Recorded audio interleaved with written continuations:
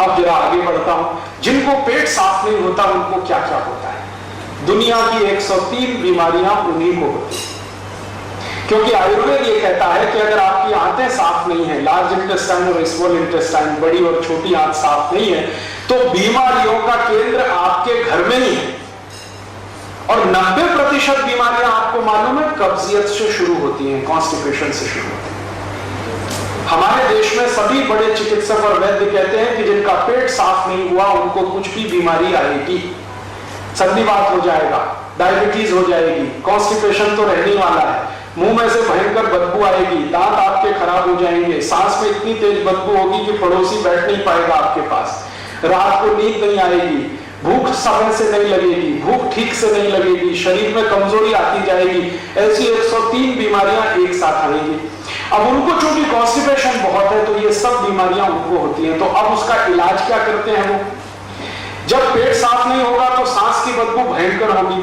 अब उस सांस की बदबू को रोकने के लिए वो दिन भर टूथपेस्ट लगाते हैं।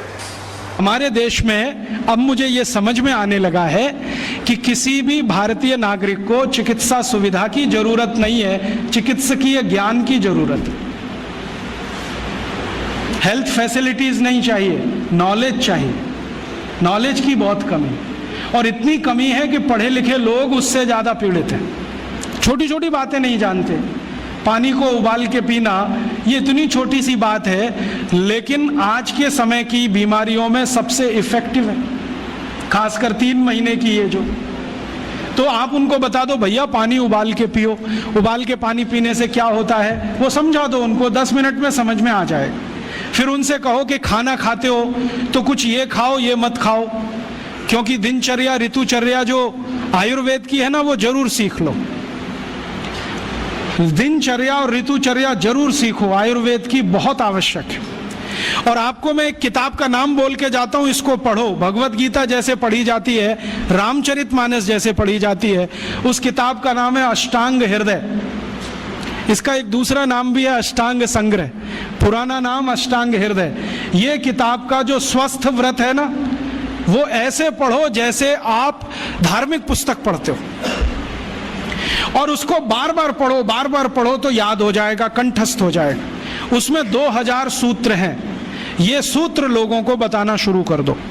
छोटे छोटे सूत्र हैं, जैसे खाना खाने के बाद पानी मत पियो, स्वस्थ रहना है जिंदगी भर तो खाने के 1 घंटे के बाद पानी पियो। क्यों नहीं पिए वो आप सब जानते हो, सरल भाषा में उनको समझा दो। फिर उनको बोलो पानी पियो तो घूंट भर भर के पियो, सिप करके पियो, ताकि ज्यादा लार शरीर में जाए, वात पित्त कफ तीनों संतुलित रहे। ठंडा पानी कभी मत पियो। मैंने दुनिया में ठंडे पानी पीने वालों को बहुत देखा है। यूरोप और अमेरिका के लोग चिल्ड वाटर पीते हैं, बर्फ का पानी फ्रिज में रख के पीते हैं। परिणाम जानते हैं क्या होता है? सवेरे जब टॉयलेट रूम में जाते हैं तो 1-1 घंटे बाहर ही नहीं आते। उनको पूछो भाई तुम क्या कर रहे थे 1 घंटे वहां? तो कहते हैं न्यूज़पेपर पढ़ रहे थे, मैगजीन पढ़ रहे थे। क्यों पढ़ रहे थे? स्टूल पास नहीं होता। क्यों नहीं होता? कॉन्स्टिपेशन है, जोर लगाना पड़ता है फिर भी नहीं होता। गाना भी गाते हैं मेरे सपनों की रानी कभी आएगी, फिर भी नहीं आती। और अंतिम दुष्परिणाम पता है क्या होता है? उनको पेट साफ तो होता नहीं, तो सांस में से भयंकर बदबू आती है। किसी अमेरिकन यूरोपियन के नजदीक बैठ जाओ, अगर वो लिस्ट्रीन स्प्रे करके नहीं आया तो 1 मिनट नहीं बैठ सकते। हर समय उनको माउथ फ्रेशनर स्प्रे करना पड़ता है, क्योंकि अंतड़ियां साफ नहीं है, कब्जियत है, मल भरा हुआ है, उसमें कचरा जमा है। फिर उनके पसीने में से भी बदबू आती है। क्यों? कब्जियत बहुत है। और पसीने की बदबू दूर करने के लिए डिओडोरेंट स्प्रे करते रहते हैं। और आप तो सब जानते हो कि अगर कब्जियत है तो बाल भी कड़क रहते हैं, तो उन कड़क बाल को सॉफ्ट करने के लिए क्या क्या सब करते हैं। शैम्पू लगाते हैं, शैम्पू के बाद पता नहीं क्या क्या लगाते हैं। ये सब वो जो करते हैं ना, उनकी मजबूरी है, स्टेटस सिंबल नहीं है। इसको अपने दिमाग से निकाल दो कि ये कोई स्टेटस सिंबल। तो सरल भाषा में समझाओ, ठंडा पानी पीने से ये होता है, मत पियो, समझ जाएंगे। फिर उनको बोलो सवेरे उठो तो सबसे पहले पानी पियो।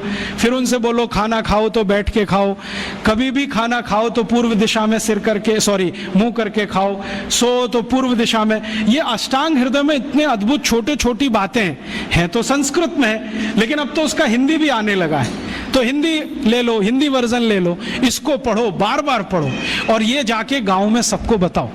फिर उनको कहो देखो ये तो है स्वस्थ रहने के लिए, अब तुम बीमार पड़ो तो बताओ तुम्हारी बीमारी क्या है।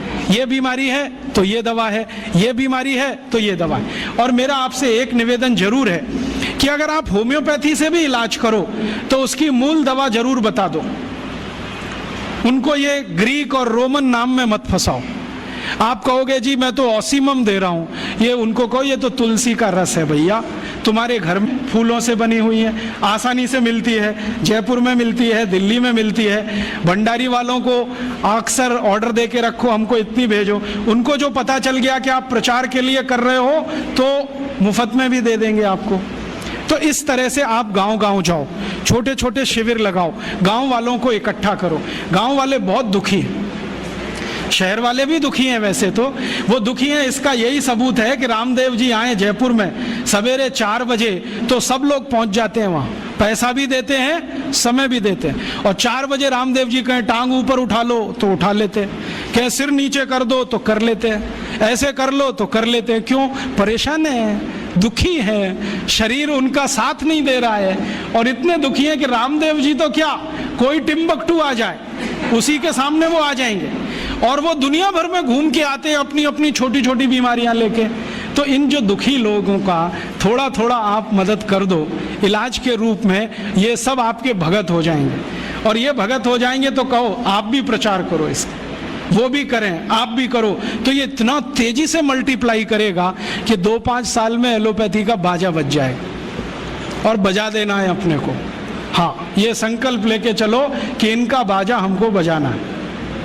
मैं बहुत जल्दी एक टीवी चैनल शुरू करने जा रहा हूं एलोपैथी का बाजा बजाने के लिए। इनकी सब पोल खोलनी है मुझे, हाँ, इनकी इतनी पोल हैं मेरे पास, कम से कम 1,500 से ज्यादा डॉक्यूमेंट्स हैं जो एलोपैथी के गंदेपन को सिद्ध करने वाले हैं, इनकी निकृष्टता को सिद्ध करने वाले हैं। ये कितने अनसाइंटिफिक हैं वो बताने वाले हैं, कितने डॉगमेटिक हैं वो बताने वाले हैं।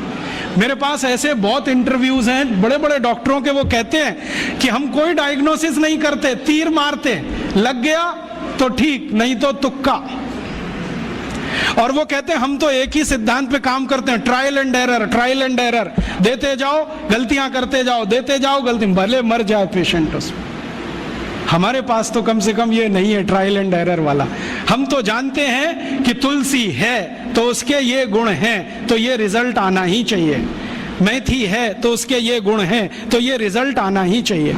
हमको सब मालूम है, फिक्स है, यहाँ वेरिएशन नहीं है। मेथी के जो रिजल्ट चरक ऋषि को मिले वो आज भी मिलते हैं, इसमें इतना सातत्य है, वेरिएशन कहीं भी नहीं है। तो जो विज्ञान में सातत्य होता है, सत्य ज्ञान वही होता है। तो हमारे पास जो सत्य ज्ञान है इसको लेकर आगे बढ़ें और इसके अपने जीवन में भी और दूसरों के जीवन में प्रयोग करने के लिए प्रेरित करें।